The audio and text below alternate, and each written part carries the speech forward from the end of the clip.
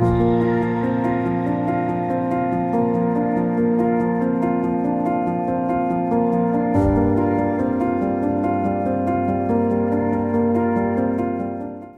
and Girls Bleed Too for World Hemophilia Day is just something that's so important right now because women aren't being diagnosed. Girls are not being diagnosed.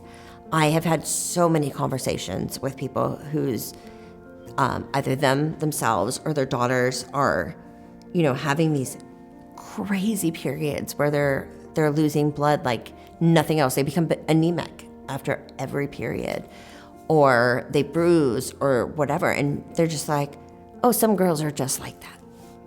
Some girls just bleed. And it's coming this year and hopefully opening it up to the community and to science to finally say that, yeah, girls bleed too.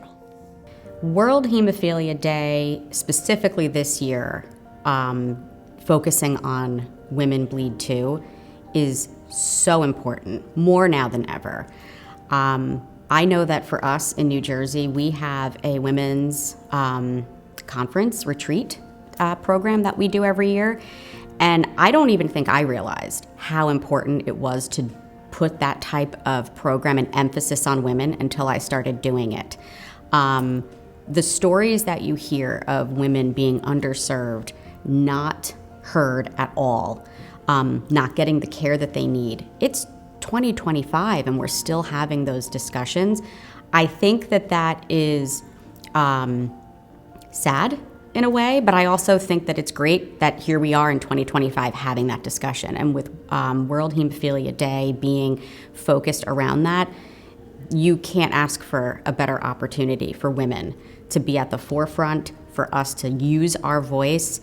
And if you don't want to or feel uncomfortable using your voice, you have people like me who will have no problem using my voice for you. That's why we're here.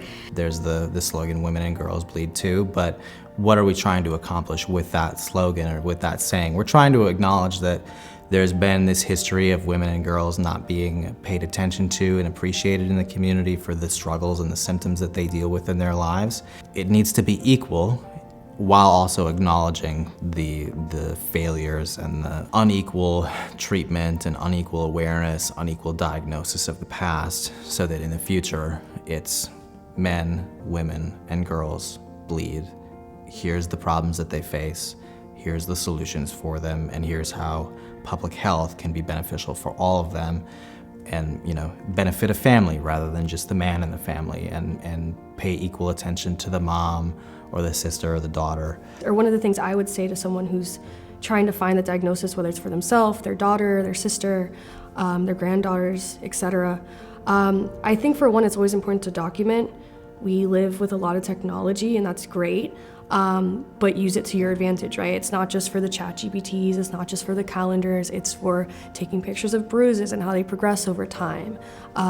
Taking vlogs. I've had to take vlogs where I put my phone up, I show my range of motion. So not just pictures, taking videos, making sure that you have documented all the different elements of how you feel in that moment, how it appears, how long it took. I think that's very key.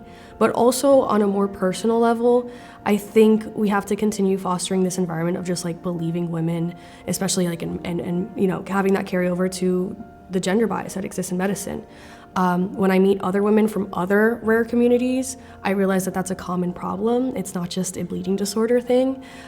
So whether it's finding other women who have chronic illnesses that are being overlooked, or just really tapping into the community and going into the women's safe spaces, that has been my saving grace. So that's what I would recommend to people.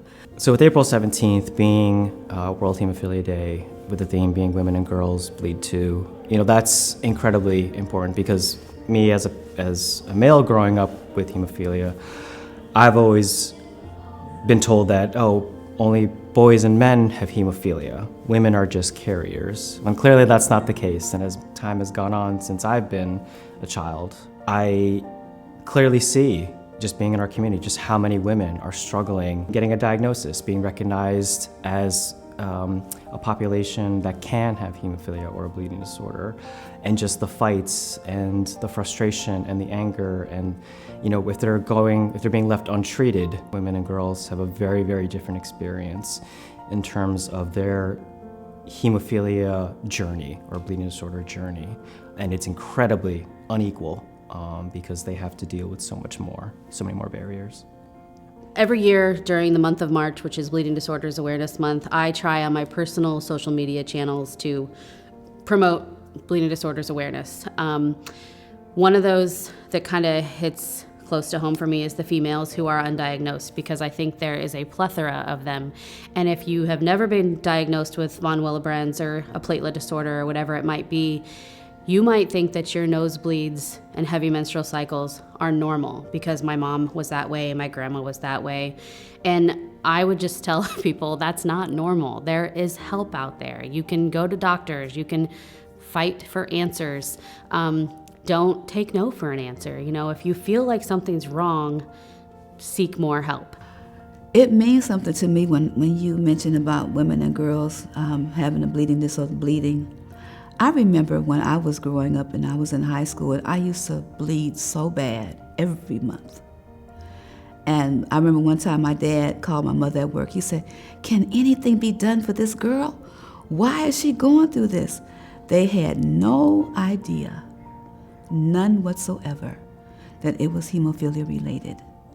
And so I can just tell you I am elated to find out that this is being done so that the young ladies that are dealing with these different bleeding disorders, they can understand it's nothing wrong with you. I feel like it was something wrong with me as a person because I was told I feel like I was given a death sentence. You are a carrier of hemophilia.